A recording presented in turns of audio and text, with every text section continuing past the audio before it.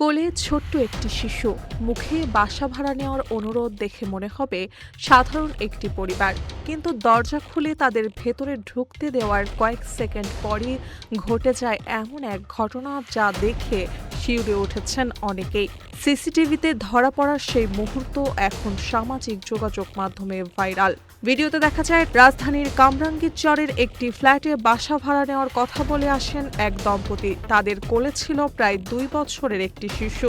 শিশুটিকে দেখে বাড়ির মালিকও কোনো সন্দেহ করেননি। প্রথমে নারীটি শিশুটিকে নিয়ে ঘরের বিভিন্ন অংশ ঘুরে দেখার ভান করেন, আর তার স্বামী বাইরে দাঁড়িয়ে পরিস্থিতি লক্ষ্য করতে থাকেন। হঠাৎ সুযোগ বুঝে ওই ব্যক্তি দ্রুত ঘরে ঢুকে পেছন থেকে বাড়ির মালিককে চেপে ধরেন। একই সময়ে ওই নারীর হাতে থাকা একটি চেতনানাশক ইনজেকশন তার শরীরে পুশ করার চেষ্টা করেন। তবে পরিস্থিতি বুদ্ধি ও সাহসিকতায় ভুক্তভোগী জোরে চিৎকার শুরু করলে পরিকল্পনা ভেস্তে যায়। পরিস্থিতি বেগতিক বুঝে দম্পতি দ্রুত ঘটনাস্থল থেকে পালিয়ে যান।